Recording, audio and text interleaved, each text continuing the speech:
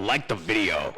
I am a huge fan of The Weeknd's music. I just want to say that off rip. After Hours, Dawn FM, Hurry Up Tomorrow. What an unbelievable trilogy. Just incredibly impressive work. Starboy, fantastic, okay?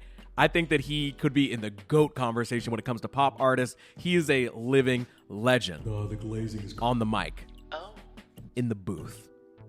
But The Idol, It was one of the worst performances I've... HBO Max show he did with Lily Rose Depp, directed by the guy that did Euphoria, you would think.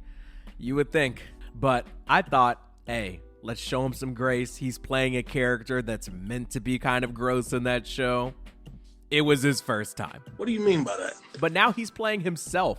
It's about his life. He has more freedom, maybe a bigger budget, better vision. It's going to be on the big screen. Maybe it'll be better this time. Maybe Hurry Up Tomorrow, the film, will have something nice, something new. It'll have some creative direction, something to say, good characters, a good story, maybe something thought-provoking.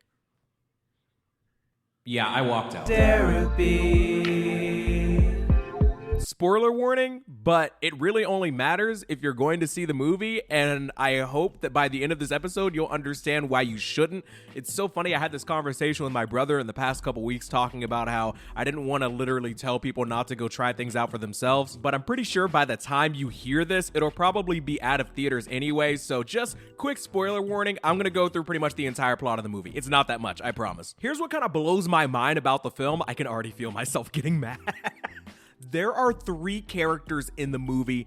I am not joking. There's The Weeknd, who's playing The Weeknd. There's Jenna Ortega, who I don't even know her name.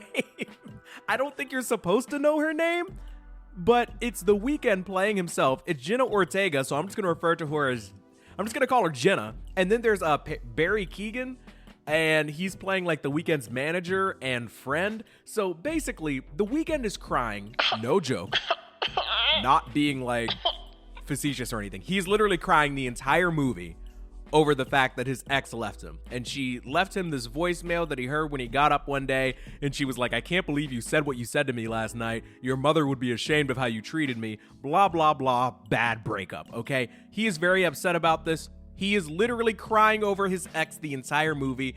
Imagine being that girl in real life. Like, you dumped The Weeknd and he was so upset he wrote multiple albums and released an entire movie about it. Like, good Lord. But that's besides the point. The Weeknd is very upset about this breakup, and at the same time, he's trying to tour the new album, Hurry Up Tomorrow. Jenna Ortega's character, at the beginning of the movie, she burns this place to the ground. We don't know why, but she did it. And she gets on the road. And she's, like, about to go to a Weeknd concert. That's all we know about her character. She burned down her house, and she's going to see The Weeknd. There are no other characters in the movie. I am not joking. This is the very first scene from the movie, by the way. What I'm about to say, very first scene of the movie, it's literally The Weeknd doing this.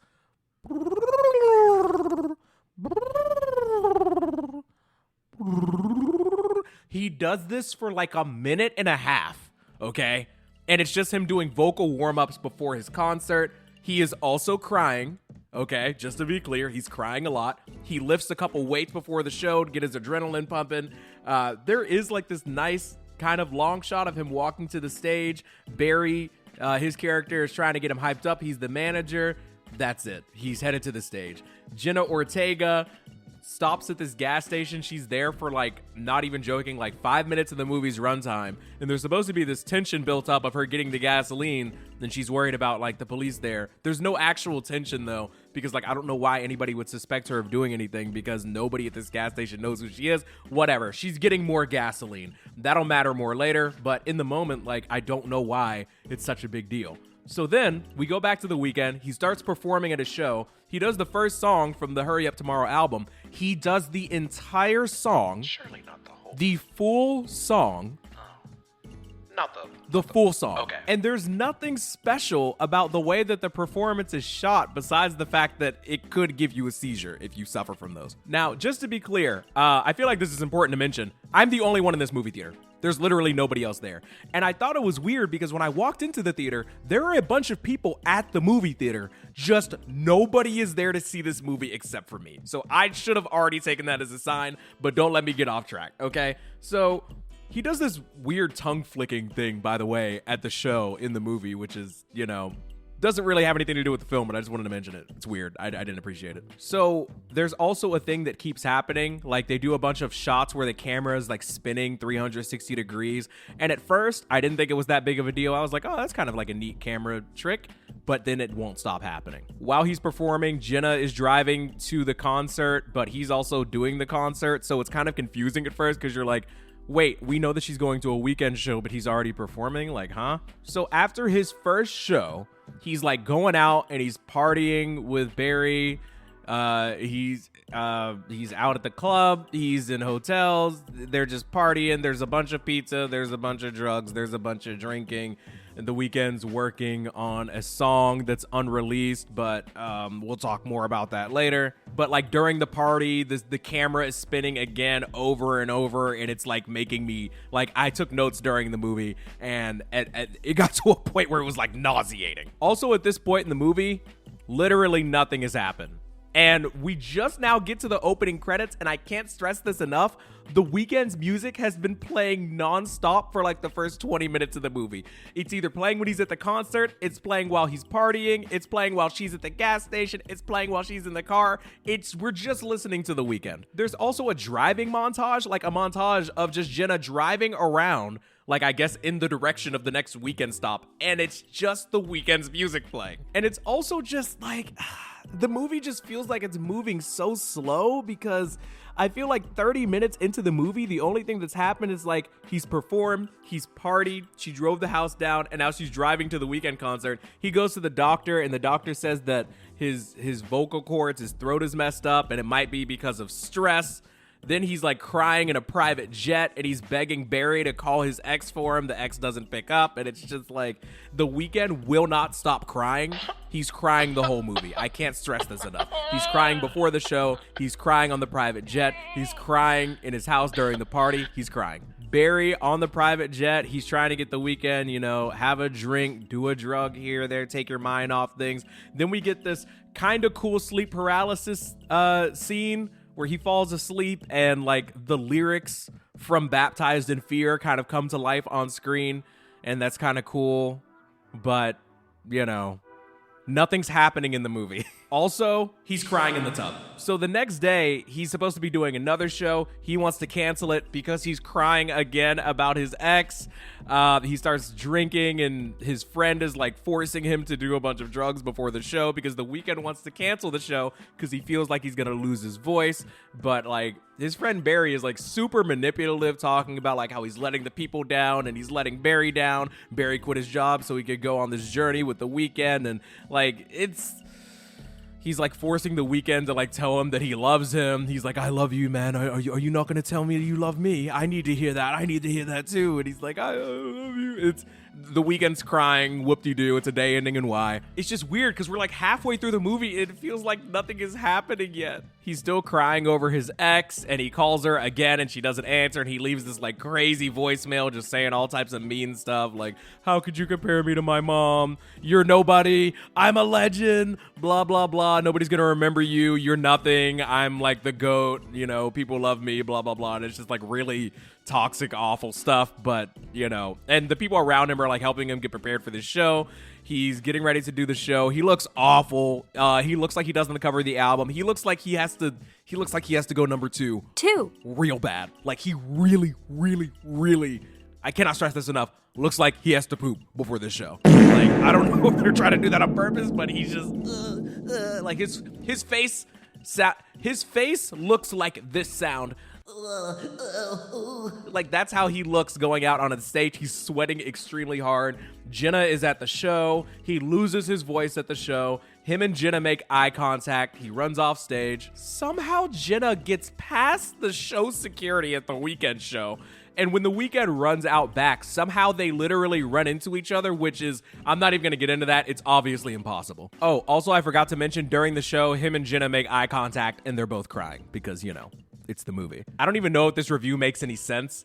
but the movie didn't feel like it made sense. It felt like the movie was trying to convince me that so much was happening, but in reality, there actually really wasn't that much happening. He's depressed about his ex. He won't stop crying. Jenna is going to a Weeknd show. His manager's kind of a dick. They party too much. He's stressed out. He's losing his voice. Like, it's really not that deep. Also, considering there are only 3 characters in the movie, you think we would actually learn something about them. We don't know anything about Barry. We don't know anything about Jenna's backstory either. I've been calling her Jenna because I don't even know what her name is in the movie. So after he loses his voice at the show and him and Jenna link up after the show, he's like, hey, do you want to go with me? You want to ride with me somewhere? And she's like, yeah, of course. Because she's a super fan and she's obsessed with him. This is where the movie, like, really, I know it's, like, obviously I don't like the movie at this point, but this is where it really started to hit me just how bad the movie was written, because they start riding together in this car where, like, obviously the driver works for the Weeknd. They don't have, like, any dialogue in the back seat together. She's like, are you okay? The Weeknd starts crying again. They look at each other, they're both crying together, and then, like, that's just it. That's the whole scene. Like, did y'all just forget to write dialogue? Like, I don't understand. So then it just hard transitions to them at this carnival that's on a boardwalk, and this is the part of the movie where we're supposed to believe that they're, like, falling in love, but it just does not feel natural at all. Like, there's no reason for these two to, like each other. They both just have problems in their life. She burned down a house and he's crying over his ex and losing his voice. They play air hockey together. They look out on the water. They're on a roller coaster together where his veneers are shining brighter than the lights of the carnival itself. And then they're just walking. And once again, there's no dialogue. It's just complete silence. They just start, like, smiling and giggling at each other. And it's like, is this supposed to be chemistry? Is this what you think flirting is? Like, you're not actually doing anything together. Then they go to this restaurant and they do this, like, little montage where it looks like they're laughing and having a good time and getting along, but, like, there's no dialogue. Like, they're not actually really connecting. It's just like they got a bunch of B-roll of them just hanging out together for a day, and they're just like, doesn't this look like 2 people falling in love? No! So then they go to this hotel.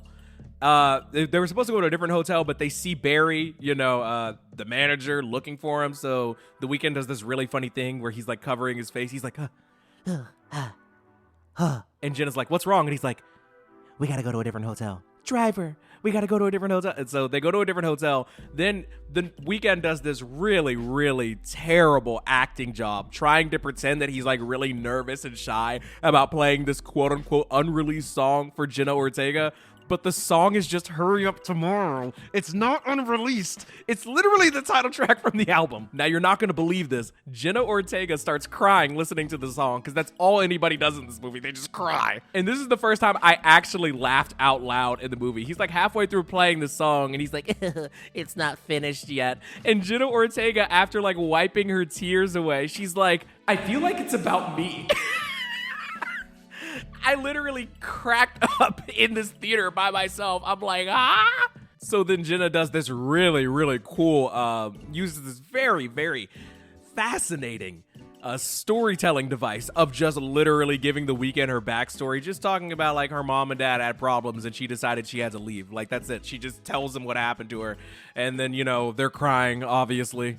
The movie's just boring, dog. Like, I don't even know what to tell you. Like, there just isn't enough stuff happening.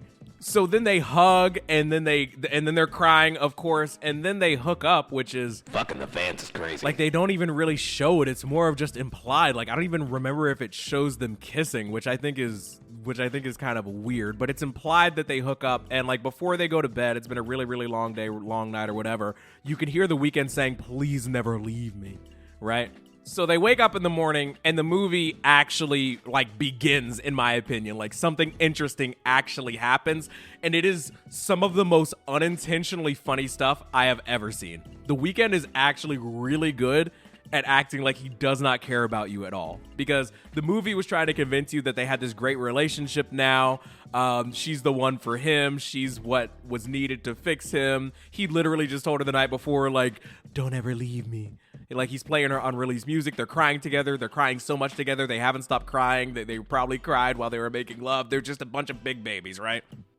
They wake up in the morning and The Weeknd starts treating her like a complete stranger. And it's really funny, actually. Obviously, The Weeknd has like a ton of missed calls and text messages because he literally left in the middle of a concert and his manager can't find him, and he's just responding to all these text messages. His phone's going off like crazy. Her phone's also going off, but it's just her mom calling, probably asking, why was our house on fire? That was kind of weird. I feel like you did that. So she starts crying, obviously, because the movie's called Hurry Up Tomorrow and the theme is crying. And she's crying and The Weeknd is like, yo, like, you good? What's going on? You all right? He's just talking to her like he just walked past some random person on the street that's crying, and it wasn't this person that he spent like so much time with or whatever in the past 24 hours. What really got me though, and this happened right before that scene, is she's like trying to get his attention. He's barely paying attention to her at all. And she's like, so where to next? And he's like, I don't know. Wherever the tour takes me. And she's like, I think it's Australia. And he's like, oh, cool. And Jenna's like, Australia, I've heard it's beautiful. I'd love to go there. And The Weeknd's like, oh, you should sometime. Like, he's being such a dick. It's really funny. But when she starts crying, because, you know, that's what they do, he's like, yo, are you good? I'm just checking in. And she's like, bro, what is wrong with you? Why are you treating me like this? And he's like, I don't know. I just got a lot of stuff going on. Like, he's so nonchalant. It's actually crazy. Like, it's really funny. I'm not going to lie. This is like the only part of the movie that I enjoyed. But then she starts yelling at him. She's like, why are you being so mean? He's like, why are you freaking out? And they start yelling at each other. And then he does this. He says this, and this completely takes me out. I heard people talking about it online, but seeing it in the theater and hearing it was absolutely crazy. Too much, and I just want to help you, Abel. Shut the fuck up! Shut the fuck up! Shut up! What are you doing? What the fuck are you doing? I have to go right now. I'm getting calls. It was one of the worst performances I've seen in my life. I couldn't sleep. It was easily the hardest I'd laughed in the movie up to that point, but it's supposed to be the point where he's lashing out at her because of how annoying she's being, and he's like effectively trying to tell her like, bro, this was just like a one night thing. Yeah, I said stuff. Yeah, we did stuff, but it really wasn't that deep. Like, leave me alone. You're being weird. It's supposed to be like a pivotal point in the film, but just The Weeknd's like, shut the fuck up. Shut up. I was just like, yeah, this is not serious. This is not serious at all. I'm sorry. Now, just when I thought I'd recovered from laughing about that, she literally knocks him out immediately, because right after screaming shut up in her face, he just turns around and tries to leave, and then she grabs like a bottle or a glass or something and just hits him in the back of the head so hard. I was like, what is this Tom and Jerry Looney Tunes scene? So while he's knocked out, he has this very, very scary dream. The house that she burned down is on fire. He's walking around the streets. He's all alone. And to be fair, this part of the movie is pretty well shot. He's walking outside. He's walking around. But then it just goes on for way too long. This movie has just no idea how the pacing of a normal film works. This dream sequence lasts minutes and minutes, and it just drags on and on. He's walking around the hotel. He's walking outside. He goes back into the hotel. He goes into the elevator. The elevator goes down. He's looking around. He's looking at his reflection in the hotel. He sees like a scary girl. She's sitting on the floor like a ring type girl or whatever. She jumps up. She runs at him. It's a jump scare. Then he's at like a fire. The child's by the fire. The child is him. The child singing Hurry Up Tomorrow. I'm like, bro, when are we gonna get back to the movie? Jesus, I felt like I was watching a different film. So he wakes up and he's tied down in the hotel bed, and then there's the shadow that's walking towards him. It's like he's experiencing sleep paralysis again, but this time it's Jenna Ortega.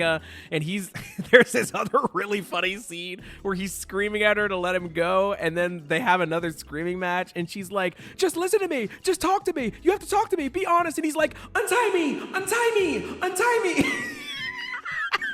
This shit is so comical. It's supposed to be really dramatic, but it's so funny because their voices are like the same pitch. So like, I'm still kind of invested because it's just getting really funny at this point, but this is when the movie completely loses me, okay? She's like, you're not gonna get to leave until you talk to me, until you be honest with me. She's like, we're gonna play your music. And he's like, no, please don't. She puts on blinding lights, you know, the da da da da da da da. Jenna Ortega starts dancing to blinding lights and then explaining the lyrics to The Weeknd.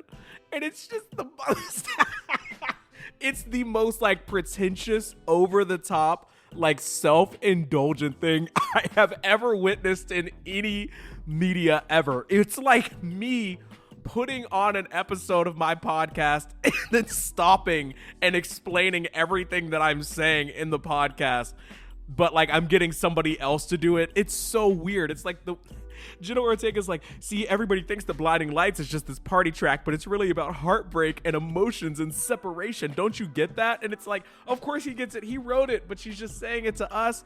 And it's like, she's just like, oh my God, you're so crazy. Please let me go. Untie me, untie me. And then she's like, you still don't want to talk? You still don't want to be honest? Then she puts on Gasoline from Dawn FM.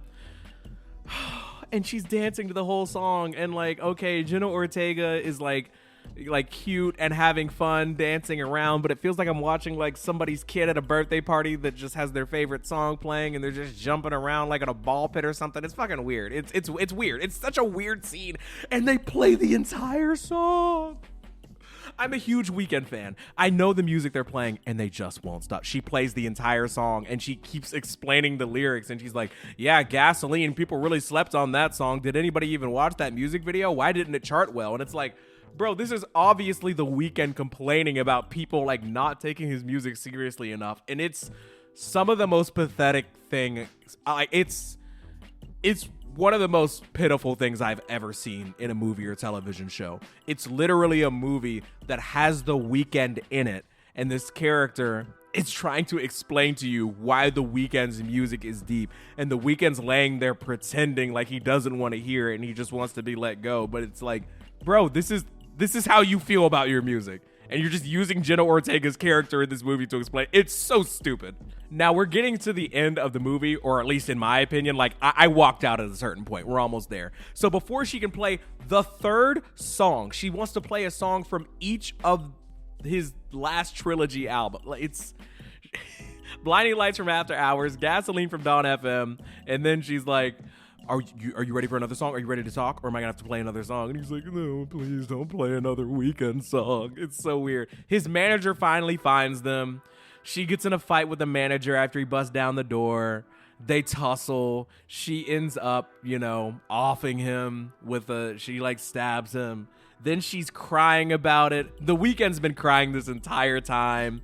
Ever since he woke up, he's been crying. He was crying when he was alone in the dream. He's crying when he woke up. He's crying while she's playing the music. He's crying when his manager dies. Then she lays with him, and she's crying while laying with him over having to kill his man. It's so stupid.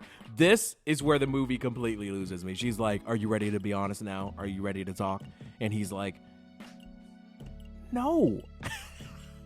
And she doesn't say anything. This cracked me up. This cooked me. This had me cooked. She's like, gets up, walks out of the room, just re-enters the room with the container of gasoline, and you're like, oh, well, I guess you should have talked. And get it, gasoline, because the last song is Gasoline. She pours the gasoline all over him. She's standing over him. She flicks the lighter. Okay? And they're staring at each other for a good minute. He's crying, he's sweating, she's crying, he's covered in gasoline and sweat and tears, she's crying, and they're just staring at each other. And then he just starts singing Hurry Up Tomorrow. Like, my guy just full on burst into a tune. And I just got up and I just walked out. And he's singing the entire song. He's singing the whole song. And there's no camera work. The camera's just stuck on his face. He's just singing Hurry Up Tomorrow again. We already heard it. I heard it before I went to the movie. I've been listening to the album. He played it for her. She's been singing it in the movie. Now he's singing it again. And it's like, I don't care, bro. This shit is not serious. I'm sorry. It is It is so bad. It is her dancing to the music, her explaining the lyrics, there being no character in these characters, The Weeknd's crying about his ex the whole movie, the concert, it's just, they're just playing his music the whole movie. The spinning camera shots are nauseating. The acting is bad. Like, what is even the point? Like, it's just one big commercial for his tour and his new album, bro. Just put it on YouTube next time, dog. Keep that shit to yourself. Do not submit that to my local AMC theater. 1 out of 10 movie. The only reason it's not a 0 is because him screaming "shut up" was pretty funny, and being mean to her when they woke up together. 1. And Jenna Ortega's dancing was kind of fun and silly. Outside of that, terrible movie. Do not recommend. Love you, mean it, spread the bread, enjoy the outro. I can't do it anymore. I'm actually pissed. So what's the after life? And I want when I die. I want to change. I want pain no more. Yeah. Shut the fuck up. Shut up.